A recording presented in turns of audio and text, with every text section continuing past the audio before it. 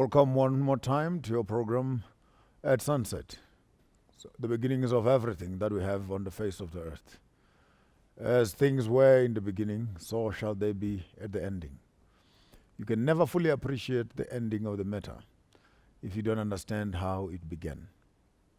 What are we talking about? The Bible is a beautiful story between two gardens. The garden of creation in Genesis and the garden of restoration in Revelation. You will not understand the book of Revelation if you have not understood the book of Genesis. Here is where it all began.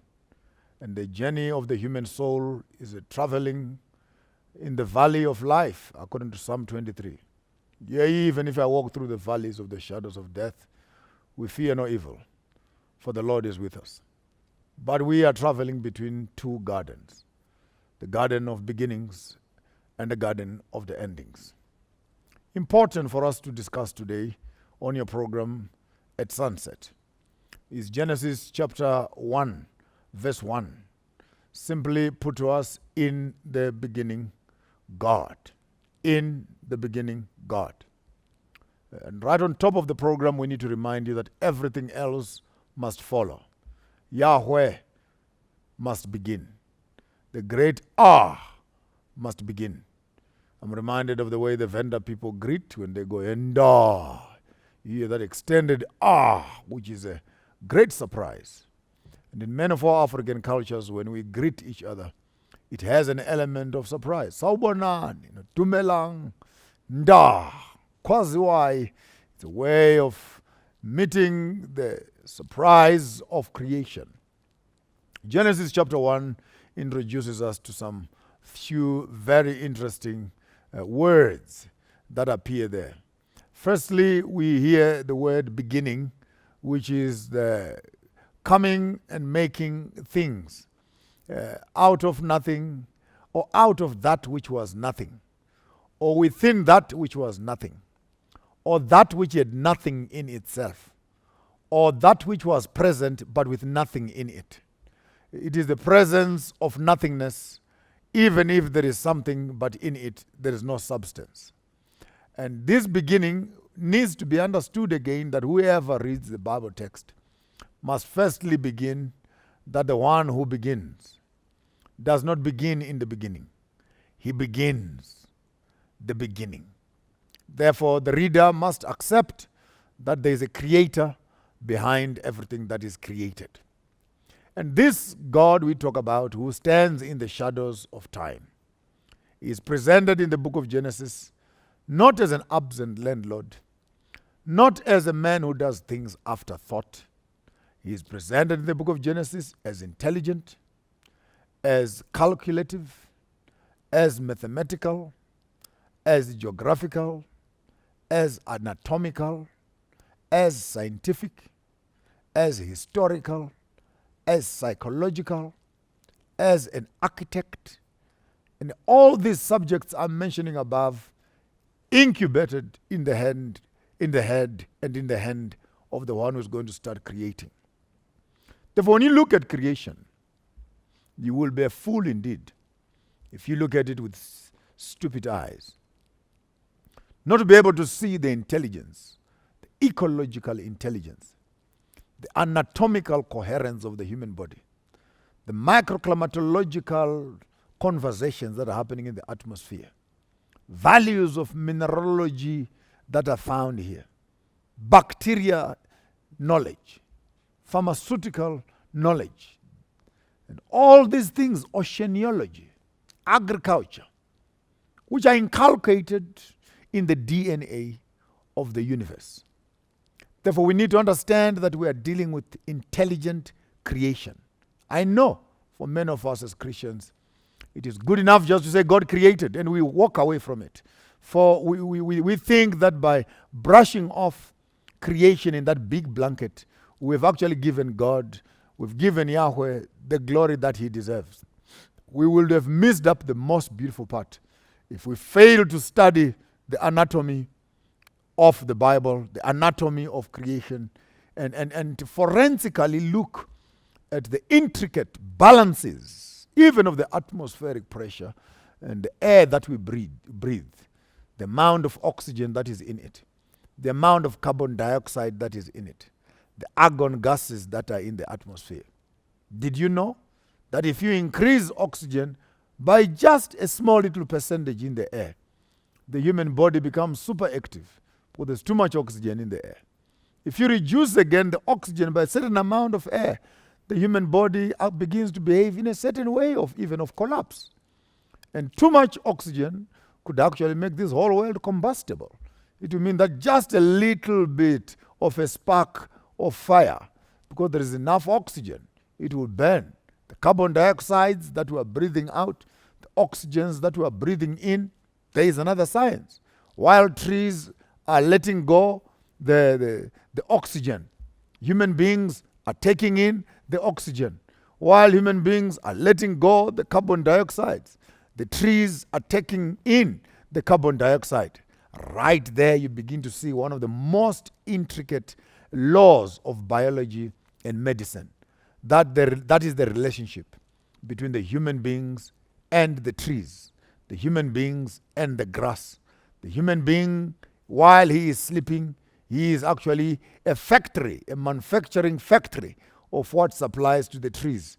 And the trees are doing the opposite for him also. This symbiosis needs an intelligent creator, an intelligent force, an intelligent, omniscient, omnipotent, omnipresent creator who brings it into existence. So when the Bible says in beginning, or in the beginning, God, very first passage, it will mean therefore that in everything that we do, in the beginning God. Should we be moving out of town, in the beginning God. Should we be getting married, in the beginning God. Should we be doing our businesses, in the beginning God. Should our hands find anything creative to do, the genesis of all operation must be Yahweh. The genesis of all beginnings must be the great creator himself, Yah. In beginning, Yah. It means therefore start everything with God. He is the Aleph, the Alpha, the beginning, the genesis, where it all starts from. Therefore, you cannot even begin to talk about worship. You cannot begin to talk about anything else that you're talking about.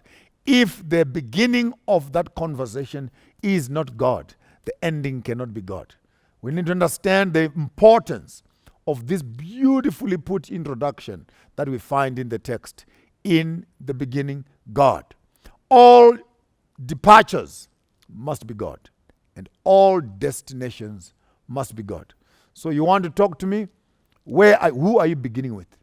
You want to talk to me? Who do you want to end up with? And if your alpha is not Yahweh, and your ending is not Yah, if your alpha is not Elohim, and your ending is not Elohim, then we have no conversation. For the words that we speak are creative. The words that we speak are powerful, are divine, to cause other activities in other people. But for the start, I want us to look at in the beginning, God created. And this whole concept of God created the heavens and the earth. We'll go slowly on it. Therefore, you have to establish by faith that there is an intelligent creator who stands in the shadows of time and begin to cause things to happen. This is God. Zulus, they might call him Nkulunkulu, or Umdali, the creator. The Tswanas, Ramaseli, the one who is light. In Shona, it gets more exciting. They call him Musika Vanu, meaning the one who creates people. Musika Vanu. Now, Musika is that stick that we use when we are making our pap as Shonas. It has spikes around it and either wire or wood. Then when you have your pot full of hot water, you put a little bit of milli inside and you put that stick and you begin to rub it between your hands. Take note of the action. You put a stick in your waters and you start rubbing your hands. As you are rubbing your hands, that stick, we call it musika. The one who is rubbing their hands, that we call it, the stick is musika, and the one who is doing it is musika also. and Musika Vanu is a name we give to God. Follow me very carefully. It's going to get a bit tricky. Then if you are doing the rubbing of the turbulent waters, you are rubbing the mishmash of water and flour, you are creating nchima, you are creating sadza, you are creating pap, you are creating ugali, you are creating fufu. That's how, because you are making it from chaos into something edible, something tasty, something that people can consume. Therefore, God in Shona, he is actually called Musika Vanu. Meaning what? He is the one who rubs the dust in his hands, and out of the waters he forms that which we call a human being. Is it not fascinating, therefore, to learn from our own African languages that when you are speaking of a young girl, we call it musikana, which means musikana. You hear the word there? Musika, the creator, ana, children. Musikana means, therefore, the one who makes children. You hear that part there? Therefore, women in the Shona culture are actually deemed as good as God. How interesting. Therefore, human beings are not going to be created in any other form except in the form of the woman. Therefore, in Shona, musikana, meaning the one who creates, the one who makes children. So in Shona epistemologies and in hegemony, those of you who speak a bit of complicated English, in Shona understanding, in the worldview of the Shona, our women are our gods. Yes, I know it might sound a bit unfamiliar to some of you who are more vegetarian and who are more Christian than I am, when I tell you that women are our gods. Not gods in the idea that they must be worshipped, but they are our gods in that they are our creators. Please follow that very carefully. Our women are our creators. What do you mean, Maponga? Because we are made out of them. From these women we come. From these women we are formed. From these women we are manufactured. Jeremiah, I knew you before you were created. I am the one who formed you. I had a conversation with you. Then I took you and I placed you in the womb of your mother. I placed you there and I fashioned you in your mother's womb. Now you understand? Therefore, the active place of divine activity for human creation is the woman. And the word used in Shona for musikavanu and musikana, musikavanu, the creator of humanity, musikana, the creator of children. And all of us, old men as we are, we also once slept in our mother's wombs. So in our own understanding, our women need to be respected. Our women need to be honored. Our women need to be treated as sacred. Why? Because these women that Yah has given us, these women that God has given us, they are only not just women, they are actually our creators. When you are bringing up a girl child, bring up a girl child with a responsibility to know that they have the universe in their hands. The entire creation of the world is found in their wombs. And women's wombs are not a playground for young boys who don't know what to do with their tools. Because when you enter into these wombs, you're entering into the divine factory where the universe, where God, where the omniscient creator is in the business of forming another generation. It would be a shame, therefore, when women don't know who they are and men don't know what they are doing, and they end up getting involved in activities which need divine assistance, and we take this as entertainment. Musika vanu pakutanga mwari, in the beginning God. And the same word they used again for mwari in Shona, it could be maari, mwari. Mwari means in him, inside of him, within him. Hear that? So pakutanga mwari, in the beginning, in him. Oh, you get it now. In the beginning, In him, inside God, did creation begin. Follow me carefully. I will introduce you to a very beautiful principle right there. Right there. Therefore, you understand that there are 4 worlds I want you to understand. World number 1 is the world of materials, the world of things, things that we touch, things that we can make, things that are external. These are our cars, these are our houses, these are our clothes. The whole entire world of materials, full of things. Unfortunately, many people are trapped in the first world, the world of materials. That's all they wake up to do. That's all they live to do. It is to gather materials. And they think that after gathering materials, their lives would be happy, only to find out that even after having so much material, they still remain empty. So the world of material is the world of the visible, the world of the things that we have created. World number 2 is the world of the voice. The world of the voice is when we speak things that are not yet there, and we cause them to be. Did you know that your words are as powerful as the things that you create? Therefore, if you speak and say, this marriage will not work, start packing up your bags, because you've just said it will not work. You're just waiting for an opportunity. If you say to yourself, I'm a fool, then just know that your mind wants to agree with what your mouth has said. In fact, your ears are waiting to hear what you're saying. Now you can go back to the book of Matthew, where it says, if you got a problem, speak to your problem. Like a mountain, your mountain will be moved away from you. And many of us wants to start walking around nature and say, I have faith. I want to speak to that mountain to move. You are missing the passage. It did not ask you to become an engineer of reshaping the universe in terms of moving mountains. It's saying if you have a problem, speak to your problem, and your problem will move away from you. What does that mean, therefore? Your problems are waiting to hear your voice. So world number 2 is the world of the voice. For what you speak is what you create. You speak with your words. Speak with your word. In case you don't believe what I'm saying, if we were meeting in live, me and you could walk up to me and say, hey, Maponga J is too dark. I may let you go away with that. Hey, Maponga J, hey, look, man, your nose is too flat. Hey, that's becoming a bit personal, but I'll let you go away with it. Then you keep on talking again. Hey, Maponga, you look very confused. Hey, yeah, I think you're coming close. You're coming close. Yeah, even look at your beard. Why can't you go and cut?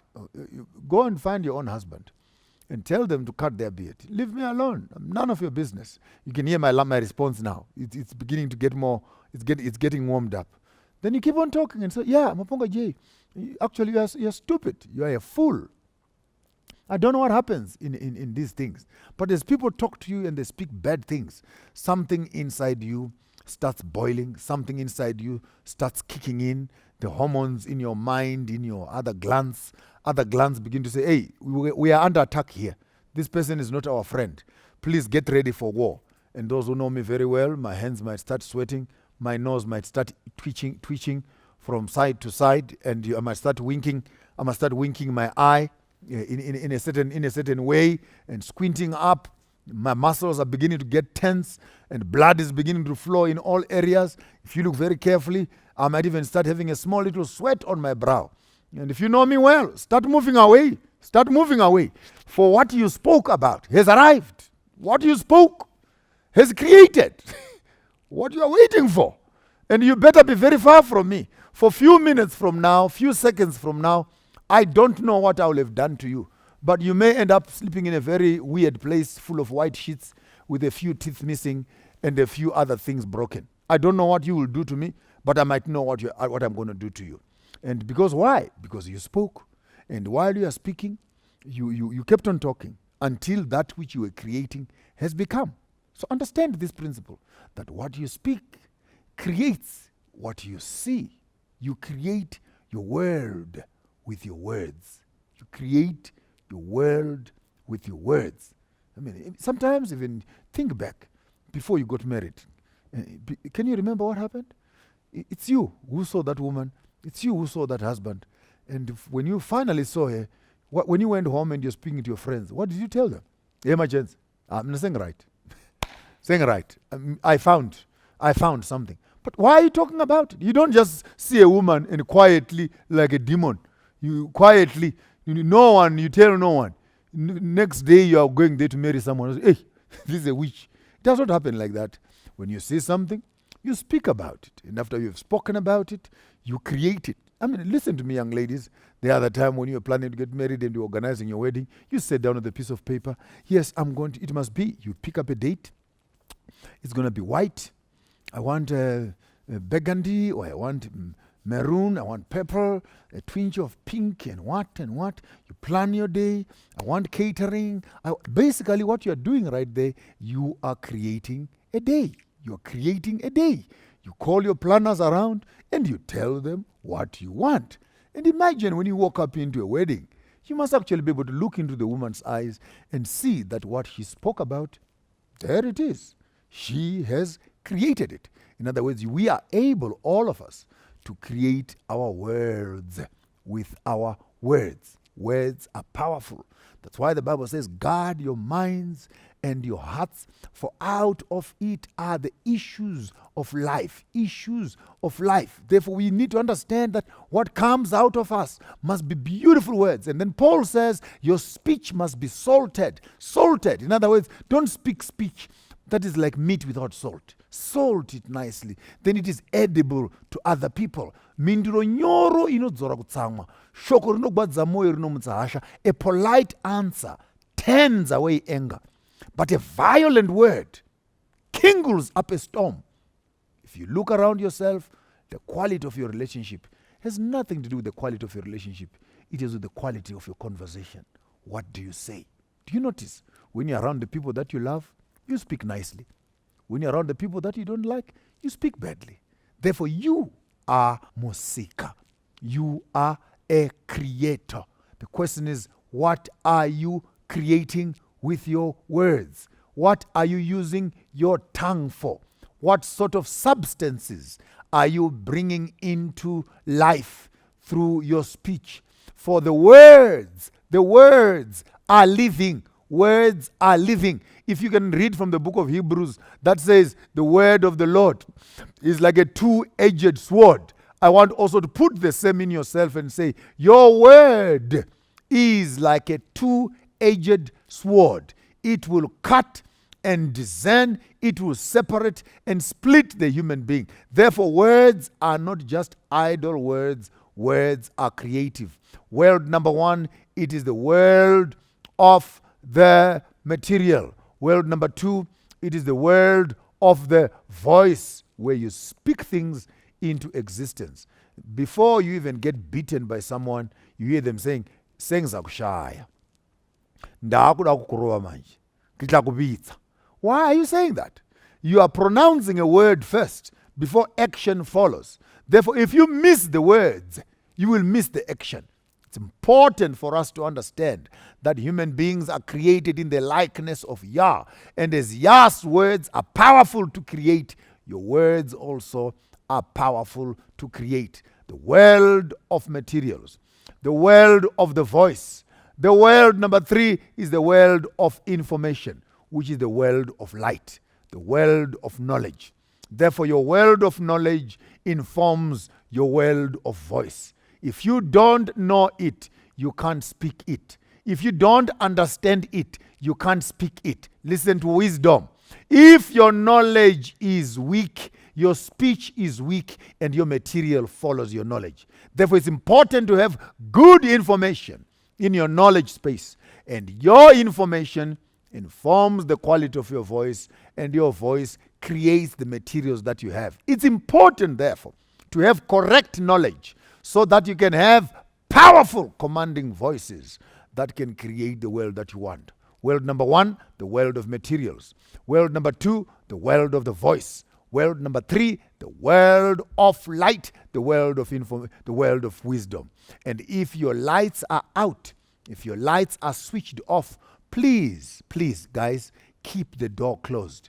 If these lights are off, it's dark here, try and keep this one very closed. For darkness has a way of running out from your head, and it comes out through your mouth, and those who are looking at you may get just surprised to find out, the man looks so smart, but there's nothing that is coming out between his teeth. Therefore, get your information center in place so that your words can be words that are full of knowledge. And your world that you create can actually be a world that is visible, intelligent, and informed. World number 4, it is the world of the Spirit. World of the Spirit is the world of innovation, the world of premonition, the world of inspiration, the world of divine interaction, where a person is sitting around and they are by themselves and they are thinking, and like a bird flying through the mind, an idea, let me make it even better, a God idea, let me make it even better, a spiritual idea, sometimes in a vision, sometimes in a dream, and you catch that dream. When you catch the dream, you move it from a spiritual perspective into a mental perspective. What do we do in the mental perspective? We get the scientific formula of interpreting our spiritual vision. From the scientific formula, we move it into the voice, where we are now communicating with others the idea which we have seen in our mind, which has been inspired in our spirit. And from the voice, then we create the materials. Someone went into this world when they opened up their eyes. They said, there is BMW. Someone went into this world when they opened up their eyes. There is Mercedes-Benz. Someone went into this world when they opened up their eyes. There is Kentucky. There is McDonald's. There is Pick and Pay. There is Colgate. There is Hermes. There is Gucci. All the things that we are looking at. There is an aeroplane. There is a train.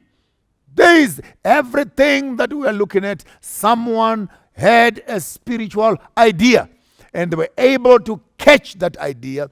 From catching the idea, they found in their minds the technology, the science, the formulas, which translate a vision, a spiritual idea, God-given idea, into a mathematical formula. From there, they looked for the people. From the people, they created the material. Hear the preacher this afternoon. Learn to harvest your dreams, harvest your visions, capture those spiritual nuggets, move them into your mind, speak them with power, create a powerful environment that is around you. Why am I giving you this long lecture? Because this is how your Father works. In the beginning, God. The question I have for you, what is it that you have in the beginning? You need a mind. You need the Spirit. You need information. And with an architectural design of creation, Yahweh moves into the darkness. And in the beginning, God creates the heavens and the earth. The quality of your information influences the quality of your voice, influences the quality of your materials. That's how your Father works. That's how you must work also. Genesis 1, verse 0.